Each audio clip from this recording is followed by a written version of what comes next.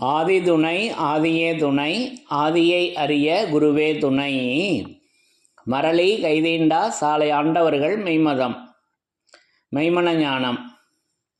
அரக்கர் வானவர் மனுக்கள் யாவரும் அலைந்து அலைந்து என்னும் காணொனா ஆதிநாயக தேவதேவனை அடிமை கண்டு கலந்த நாள். ஆதிநாயக வேதத்தை அடிமை கண்டு கலந்த நாள் இன்று, இப்பொழுதே. எல்லோருக்கும் நமஸ்காரம். விரிபுவன வேதமாமரைகளின் அதிகாரண செழுங்கலை கருவூலத்து ஆண்டவர்கள் திருவாயுரை விரிப்பு. இந்த மெய்ப்பாதை வேறு. வேதம் ஆசான் திருமேனி. வேதத்தை ஓதினாலே புண்ணியம். வேதங்கள் பூராவும் தித்திக்குது. திருமறை குருபெருமான். திருமறை குரு தீன் திருமேனியர். திருமறை குருபெருமான். திருமறை குரு தீன் திருமேனியர். ஏச்செல்லாம் கடந்த குருநாதர் சொல்வார், இல்லாட்டால் எண்ணூழ்வார் சொல்லும். நம் குல தெய்வ சைவ திருமேனி சுருதி பெருமான்.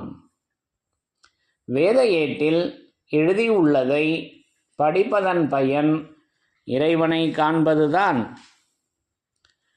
தலைவன் தன்னை அறிந்தவனே குலத்தோன் என்று திருவேதம் உமக்கு உரைக்கச் சொன்னது எம்மை என்ற நமது பெருமான் அவர்களின் உத்தரவின்படி நமது தெய்வம் அவர்கள் அந்த வான்கண்ணி விராட்தவத்தில் அமர்ந்து நமக்கு என்றென்றும் பரிசுத்த ஆவியாக எல்லாண்டு எண்ணாயிரத்தாண்டு எவ்வேத ஆசானுமாய் பல்லாண்ட பழமை பரிசே அவதாரம். அந்த வேதமாகிய அவதார திருக்கோலத்தில், அந்த பழமையாகிய அவதார திருக்கோலத்தில் என்றென்றும் அந்த பரிசுத்த ஆவியாக விளங்கி கொண்டு வேதம் ஆசான் திருமேனியாக, திருமறை குருபெருமானாக, திருமறை குரு தீன் திருமேனியராக எப்பொழுதும் விளங்கி கொண்டு இருக்கின்றார்கள். அப்போ அந்த தெய்வ திருமேனியிலிருந்து யமனை வென்ற யமனை வென்ற திருமறை, யமனை வென்ற திருமறையின் சிறப்புகள் என்ற தலைப்பில் நமது தெய்வம் அவர்களின் திருவாக்கியங்களை ஒவ்வொன்றாக பங்கி கொண்டு வருகிறோம் அல்லவா.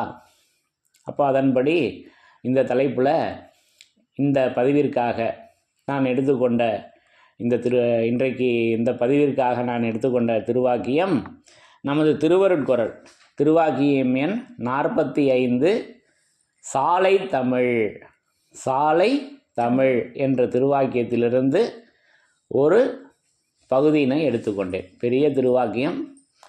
இந்த ஒரு பகுதியிலேயே 4 இடங்களில் யமனை பற்றியும், அந்த யமனை வெல்லக்கூடிய அந்த ஆயுதம் எப்படி நமது தெய்வம் அவர்கள் அந்த ஆயுதத்தை தங்களுடைய திருக்கரத்தில் ஏந்தி அதை எப்படி நமக்கு கிரந்தமாக திருமறையாக, என்ன முதல் பதிவில் பார்த்தோம் அல்லவா, அது எப்படி இருக்குன்னா யமபடரை மாற்றுகின்ற செயலை பற்றி எவ்வளவோ கிரந்தங்களில் பல ராகரகமாக சொல்லி வைத்திருக்கிறார்கள். திருமஞான குரல் 9வது திருவாக்கியம் அல்லவா. அதன் மாறியதன் நாமத்தை, அது ஜீவன் இதை போன்ற அந்த பல தேகம் எடுத்துவிட்ட அந்த பரிணாம வளர்ச்சியினை இந்த 45வது திருவாக்கியத்தில் அந்த யமனை வென்ற அந்த ஆயுதமாகிய திருமறை எப்படி நமது தெய்வம் அவர்களின் திருக்கரத்தில் அந்த திருமறையாக எப்படி விளங்கி கொண்டிருக்கிறது என்பதை, அது திருமறையின் சிறப்பாக இன்றைக்கி நம்ம படித்து தரிசனம் செய்யலாம். முதல்ல வாசகத்தை படித்து தரிசனம் செய்யலாம். பிரம்மோதய மெய்வழிச்சாலை ஆண்டவர்கள் திருவாக்கியம். வாக்கியம் எண் 45 திருவருட்குரல் பக்கம் 68. சாதிகளின் கர்த்தாவே. சாலை தமிழ். யமபடர் அச்சம் என்னும் இருட்பிடிப்பை எவருடைய நெஞ்சகத்திருந்தும் பிடுங்கி எரியவல்ல எம்முடைய மெய்வழிச்சாலையின் ஏற்றமிகு கல்வியே தமிழாகும். தமிழானது அவ்வளவு கூரோங்கிய பேரொளி மந்திர வாளாக திகழ்வது இங்குதான். தமிழின் முழு பலமும் திரண்டெழுந்து வீறு கொண்டு விளங்குவது இங்குதான். இது மிகையல்ல.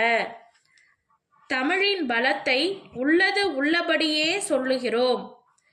இங்கல்லாமல் வேறு எங்காவது தமிழ் யாருக்காவது ஏதாவது தந்திருக்கிறதா? இங்கே அது அரியவற்றுள் அரியதாகிய சாவாவர வாழ்வை எளியவர்க்கும் எளிதாக தருகிறது. தனங்களுக்கெல்லாம் பெரிய தனமும், ஆற்றலுக்கெல்லாம் பேராற்றலும், மதிப்புக்கெல்லாம் பெருமதிப்பும் ஆகிய சாவாவரம் ஒரு பாடும் இல்லாமல் வந்து வாய்க்கிறதென்றால் ஒரு மனிதனுக்கு வேறு என்ன வேண்டும்? எல்லா மதிப்பும் எல்லா பலமும் யமனுக்குள் அடக்கம்தானே. அளவு கடந்த வல்லபங்களை எல்லாம் மிகவும் அனாயசமாக தூக்கி விழுங்குகின்ற மகா கொடிய அமளி வல்லபம் அல்லவா யமனுடைய வல்லபம். அந்த யமனுடைய மூர்க்கமான பலத்தையே முறியடித்து மக்களை தேவராக்கி சாவாவரம் தருவதே சாலை தமிழ். யமனை ஒரு நாய்க்குட்டியாக்கி குச் குச் என்றால் ஓடி வருவதும் போ என்றால் போவதுமாக ஆக்கிவிட்டது எமது சாலை தமிழ். இந்த வேலிக்கு வெளியே ஒருவன் கவி சக்கரவர்த்தியாக இருந்தாலும் புவி சக்கரவர்த்தியாக இருந்தாலும் தமிழ் அவனுக்கு காலை காட்டுகிறது அல்லது முதுகை காட்டுகிறது, அவ்வளவுதான்.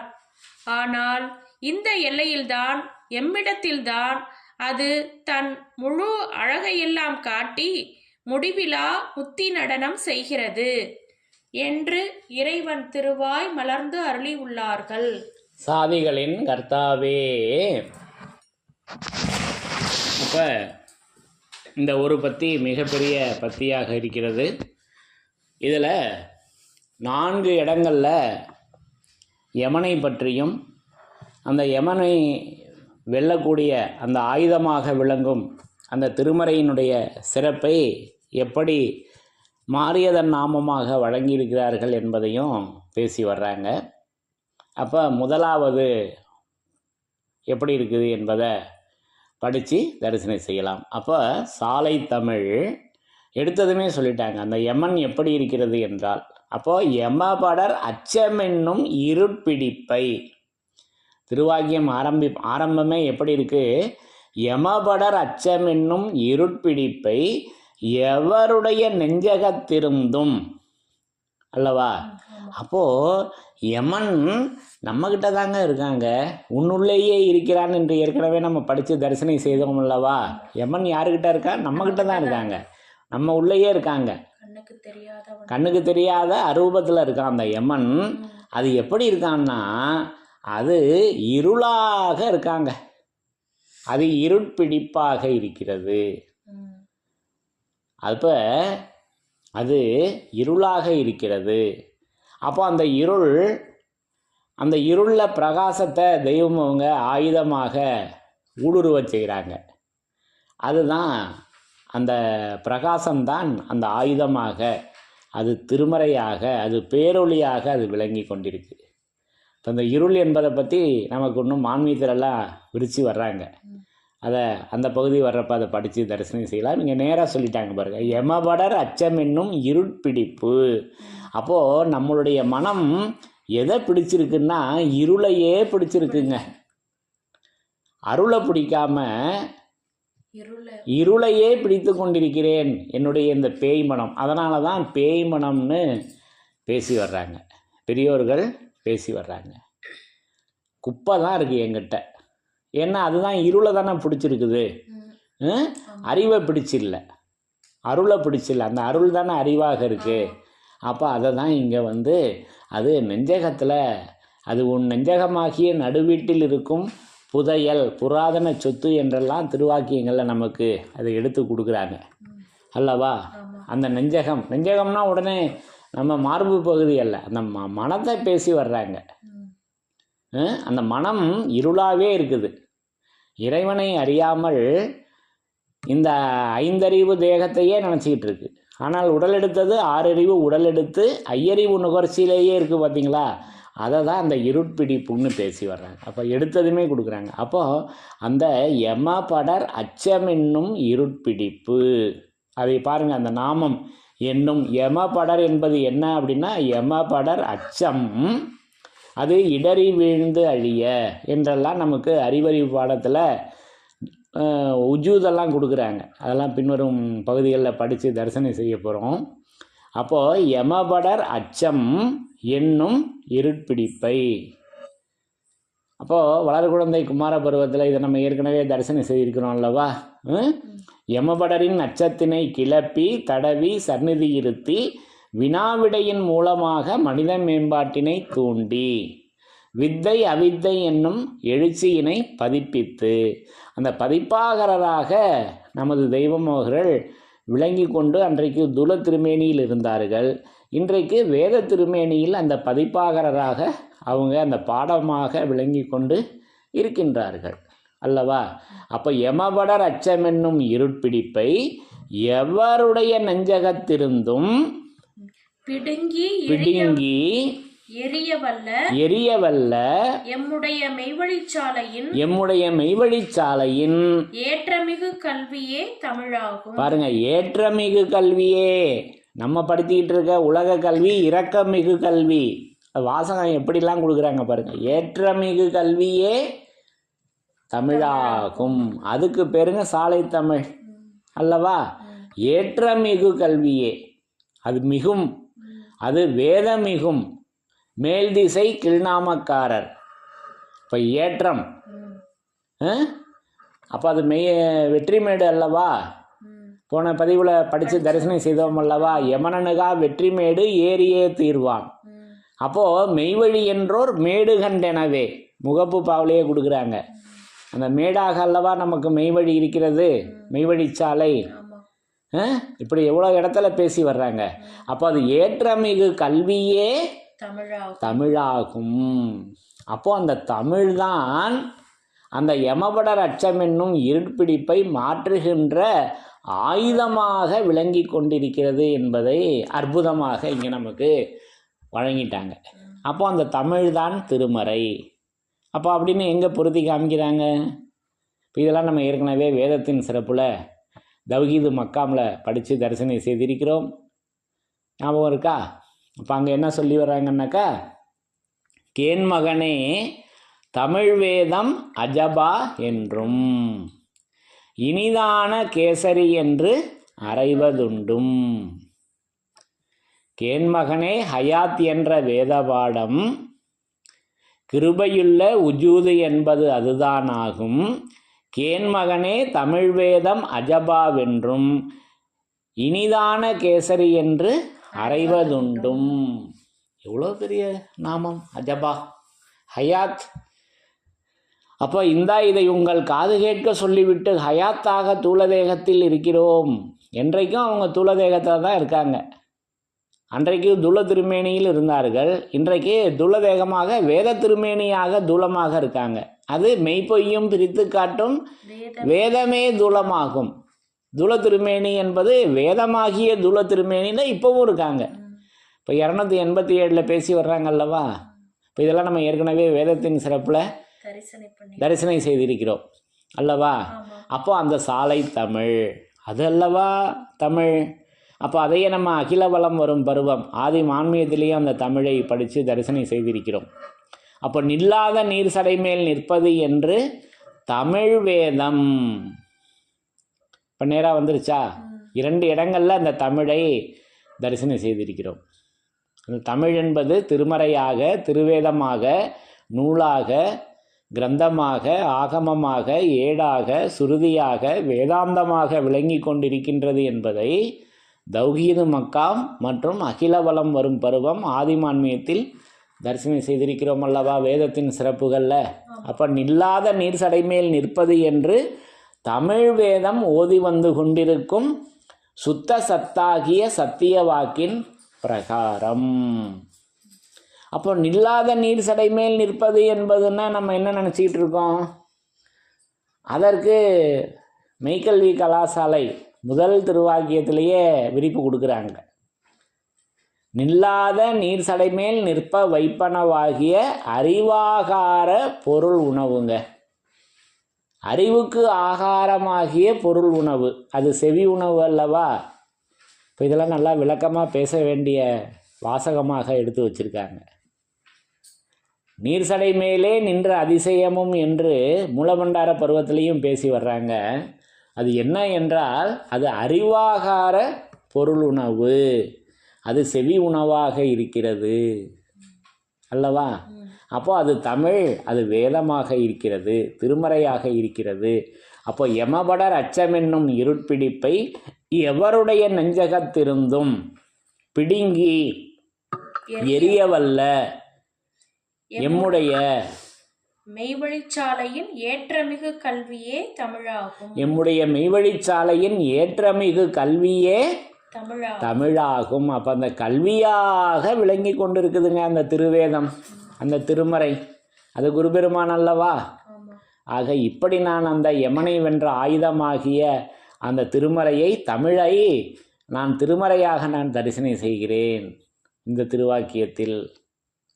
அப்போ யமனை வென்ற திருமறையின் சிறப்புகள், அது சாலை தமிழாக, அது கல்வியாக, அது மெய்க்கல்வியாக, அது தமிழாக, அது தமிழ் வேதமாக,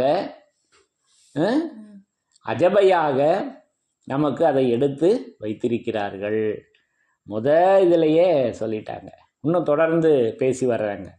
அடுத்தது இரண்டாவது என்ன பேசி வர்றாங்க? யமன் எல்லா மதிப்பும் எல்லா பலமும் யமனுக்குள் அடக்கம் தானே. இங்க பாருங்க, எல்லா மதிப்பும் எல்லா பலமும் யமனுக்குள் அடக்கம் தானே. யமனுக்குள் அடக்கம் தானே. யமன்னா பேசி வர்றாங்க. அளவு கடந்த வல்லபங்களை எல்லாம் மிகவும் அனாயசமாக தூக்கி விழுங்குகின்ற மகா கொடிய அமளி வல்லபம் அல்லவா யமனுடைய வல்லபம். அப்போ யமனுடைய வல்லபம் எப்பேற்பட்ட வல்லபம் என்றால் அனாவசியமாக அனாவசியமாக தூக்கி எறிகிறாரு அந்த ஆளு. யாரு? யமன். அப்பேற்பட்ட வல்லபமுடைய யமன். ஏன்னா அவர் தான் 1000 கோடி உபதேசம் பெற்றவராச்சே. இப்போ திருமஞ்சன குரலில் படித்தோம் அல்லவா? அவ்வளவு உபதேசம் பெற்றவராச்சே. அந்த யமனுடைய மூர்க்கமான பலத்தையே முறியடித்து மக்களை தேவராக்கி சாவா வரம் தருவதே சாலை தமிழ். அப்போ அந்த யமனுடைய அந்த மூர்க்கமாகிய பலத்தை முறியடித்து மக்களை தேவராக்கி சாவாவரம் தருவதே சாலை தமிழ். சாவாவரம் தருவதே சாலை தமிழ். அப்போ சாவாவரத்தை அந்த சாலை தமிழாகிய அந்த திருவேதம் திருமறை தருகிறது. அப்போ சாவாவரம், அப்போ அதுக்கு நமக்கு மெஞ்ஞான பகுப்பு வந்து நிற்குது. வாசகம் கொடுக்குறாங்க மெஞ்ஞான பகுப்பில். நாதன் போர் துணை தேடி வேதாந்த வழிபற்றி நெடும் சாவாவரம் வேண்டுமா. அப்போ அந்த சாலை தமிழ் எதை கொடுக்குது? சாவாவரத்தை கொடுக்குது அல்லவா? அப்போ அந்த சாவாவரம் எப்படி கிடைக்குது? நாதன் பொறுத்துணை தேடி. அப்போ நாதன் பொறுத்துணை தேடி வேதாந்த வழிபற்றி நெடும் சாவாவரம் வேண்டுமா. அது நெடும் சாவாவரம் இப்பவே கிடைத்திருக்கிறது. இப்போ இங்கே ஒரு கேள்வி வரும். அங்கே பாருங்கள், வேதாந்த வழிபற்றிக்கு முன்னாடி என்ன போட்டிருக்கு? நாதன் பொறுத்துணை தேடி என்று. அப்போ நாதன் பொறுத்துணை தேடி தூளத்தில் வேணுமே அப்படின்னு கேட்க வரும். அந்த தூளம் இப்போவும் ஹயாத்தாகிய தூளத்திலையும் அந்த நாதன் பொறுத்துணை இருக்கிறது. அப்போ நாதன் எப்படி இருக்கிறார்கள் என்பதை நமது தெய்வம் அவர்கள் தான் அந்த நாதன். பிரம்மோதய மெய்வழி சாலை ஆண்டவர்கள் தான் அந்த நாதன். அந்த நாதன் எப்படி இருக்காங்கன்னு அமுதகலை ஞான போதத்தில் பேசி வர்றாங்க. தொன்மறை நாதன் தானும் தூய்மணி ஆசனத்தே. அப்போ அந்த நாதன் தான் வந்து உலா வசனத்தின் உள்ளே. ஜீவமந்திரம் காகபுசுண்டர் பிரான் எடுத்துரைக்கிறாங்க அன்னைக்கே. ம். அப்போ தொன்மறை நாதன், அப்போ அந்த நாதனும் அந்த தொன்மறை அல்லவா, அப்போ அந்த நாதன் பொற்துணை தேடி அந்த திருமறையின் அந்த நாதன் பொற்துணை அந்த திருமறையாகிய அந்த பொற்துணை தேடி வேதாந்த வழி பற்றி எப்படி மீண்டும் மீண்டும் அவங்க அந்த திருவேதத்தை எப்படி பிணைத்து கொண்டே இருக்காங்க பாருங்க அல்லவா. அப்போ நாதன் பொற்துணை தேடி என்பது இன்றைக்கும் அந்த திருமறையாகவே அவர்கள் விளங்கி கொண்டிருக்கின்றார்கள் என்பதை நிரூபணை செய்திருக்கிறார்கள். இப்படி நான் நமது தெய்வம் அவர்களை திருமறையாக நான் தரிசனை செய்கிறேன். அப்போ அந்த தொன்மறை நாதன் பொற்துணை தேடி வேதாந்த வழி பற்றி நெடும் சாவாவரம் கிடைத்தது. என்ன சாலை தமிழ் கொடுத்துருச்சே அல்லவா. ஆக இப்படி அந்த மூணாவதை எடுத்து சொல்லி அந்த தமிழினுடைய வல்லபத்தை சொல்லி அடுத்தது இன்னும் தொடர்ந்து அந்த யமன் எப்படி இருக்காங்க, அந்த யமன் எப்பேற்பட்ட ஆளு, அவனை எப்படி விரட்டுறாங்க என்பதை பேசி வர்றாங்க. படிங்க. யமனை ஒரு நாய்க்குட்டியாக்கி பாருங்க என்னாச்சு, கடைசியில் யமன் என்னவாயிட்டாரு, நாய் ஆகிட்டாங்க. அப்ப யமன் எப்படி இருக்காரு, நாயாக இருக்கிறான். யமனை ஒரு நாய்க்குட்டியாக்கி குச் குச் என்றால் ஓடி வருவதும் போ என்றால் போவதுமாக ஆக்கிவிட்டது எமது சாலை தமிழ். அப்ப அந்த சாலை தமிழ், அந்த சாலை தமிழ் என்ன பண்ணிருக்கு, அந்த யமனை, அந்த கண்ணுக்கு தெரியாத அரூபத்தில் இருக்கக்கூடிய யமனை நாய்க்குட்டி ஆக்கிருச்சுங்க. இப்போ வெளி உலகத்தில் வீட்டு செல்ல பிராணியாக நாய்க்குட்டியை வளர்க்குறாங்க, நாய் வளர்க்குறாங்க. அது எப்படி பாசமாக இருக்குது. இப்போ நம்ம நண்பர்கள் வீட்டுக்கெல்லாம் போனால் பார்த்துருப்போம், அப்படியே 2 காலை தூக்கி சட்டை பாக்கெட் மேலே வச்சிடும். பார்த்தா ரொம்ப அதுக்குன்னு எவ்வளவோ பணம் செலவு பண்ணி அதை வளர்க்குறவங்களாம் இருக்கிறாங்க. அவ்வளவு பாதுகாப்பாக இருக்குது, வீடை பாதுகாக்குது அல்லவா. திருடனை பிடிச்சதுன்னா எப்படியும் 2 கிலோ கறியை பிடிங்கிடும். அதுக்காக அவ்வளவு பந்தோபஸ்துக்காக அதை வளர்க்குறாங்க. அது அந்த உரிமையாளர்களிடம் அவ்வளவு பாசமாக இருக்குது. அப்போ தெய்வம் அவங்க ஒரு உத்தரவு போட்டிருக்காங்க, நாய் நம்ம மெய்வழிச்சாலையில் நம்ம வீடுகளில் வளர்க்கக்கூடாது. ஏன்னா அதுக்கு அந்த கெட்ட ஆவி அதனுடைய கண்ணுக்கு தெரியும், கெட்ட ஆவிகள் அதனுடைய கண்ணுக்கு தெரியும். அதனால் அதை நம்ம புழங்குற இடத்துல அதை வளர்க்கக்கூடாது என்ற உத்தரவு இருக்குது. நம்ம கேள்விப்பட்டிருக்கோம் அல்லவா, வேதத்தில் இல்லை, ஆனால் அவர்கள் வாய்மொழி உத்தரவு கேள்விப்பட்டிருக்கோம் அல்லவா. அப்போ இப்படிலாம் அதை இங்கே நமக்கு எடுத்து கொடுக்குறாங்க. யமனை ஒரு நாய்க்குட்டியாக்கி குச் குச் என்றால் ஓடி வருவதும் போ என்றால் போவதுமாக ஆக்கிவிட்டது எமது சாலை தமிழ். ஆக இப்படி இந்த சாலை தமிழனுடைய வல்லபம் இப்போ இந்த ஒரு பத்தியை தான் நம்ம எடுத்திருக்கோம். இன்னும் திருவாக்கியங்களை நிறைய பேசி வர்றாங்க, அதை தனியாக நம்ம படித்து தரிசனை செய்யலாம். ஆக இந்த ஒரு பகுதியில், ஆரம்ப பகுதியில் 4 இடத்துல பேசி வர்றாங்க. இந்த பகுதி முழுவதும் அது சாலை தமிழாக விளங்கி கொண்டிருக்கிறது. அது யமபடர் அச்சம் என்னும் இருள்பிடிப்பை, அந்த இருள் தாங்க நம்மளை பிடிச்சிருக்குது, அந்த இருள் தான் யமனாக இருக்கிறான். அந்த யமனை கொலை செய்து அருளை, அந்த யமனை கொலை செய்து நமது தெய்வம் அவர்கள் அருளை விதைக்கிறார்கள். அக்கக்காகவே சிக்கலில்லாமலே அருள் மறையரசி. அப்போ அந்த அரியினுடைய அருள் திருமறையாக, பொய் வழியை விட்டு என்னை விலக்கி உம்முடைய வேதத்தை எனக்கு அருள் செய்யும் என்றும். இப்போ எதை அருள் செய்யணும்னு தாவீது நாயகம் அவர்கள் இறைஞ்சுறாங்க அன்றைக்கே, வேதத்தை அருள் செய்யுங்கன்னு அன்னைக்கே கேட்குறாங்க. இப்போ இதெல்லாம் நம்ம ஏற்கனவே வேதத்தின் சிறப்பில் படித்து தரிசனம் செய்திருக்கிறோம் அல்லவா. ஆக இப்படி அந்த யமபட அச்சம் என்னும் இருட்பிடிப்பை அதை நீக்கி எரிய வல்லது அது சாலை தமிழ். அது இப்படி திருமறையாக, அது தமிழ் வேதம் அஜபாவாக, அது நில்லாத நீர் சடைமேல் நிற்ப வைப்பனவாகிய, அது நில்லாத நீர் சடைமேல் நிற்க வைப்பனவாகிய, நில்லாத நீர் சடைமேல் நிற்கும் என்று தமிழ் வேதம் ஓதி வந்து கொண்டிருக்கும். ஒன்றில் இருக்கு. நில்லாத நீர் சடைமேல் நிற்பது என்று தமிழ் வேதம் ஓதி வந்து கொண்டிருக்கும் சுத்த சத்தாகிய சத்திய வாக்கின் பிரகாரமாக அதை நமக்கு அந்த தமிழை இப்படி திருமறையாக நமக்கு அதை எடுத்து வைத்திருக்கிறார்கள் என்பதை இந்த பகுதியின் மூலம் இப்படி நமக்கு அது திருமறையாக நின்று அந்த யமனை வென்ற அந்த திருமறை இப்படி தமிழாக அது சாலை தமிழாக திருமறை குருபெருமானாக அவர்கள் வடிவெடுத்து விளங்கி கொண்டிருக்கின்றார்கள் என்பதை நான் உணர்ந்து கொண்டேன் என்று கூறி, என்றும் அந்த யமனாக இருக்கக்கூடிய நம்முள் இருக்கும் அந்த யமனை வென்ற திருமறையின் சிறப்புகள் தொடரும். யமனை வென்ற திருமறையின் சிறப்புகள் தொடரும். தலைவன் தன்னை அறிந்தவனே குலத்தோன் என்று திருவேதம் உமக்கு உரைக்கச் சொன்னது எம்மை. யமனை வென்ற திருமறையின் சிறப்புகள் தொடரும். எல்லோருக்கும் நமஸ்காரம்.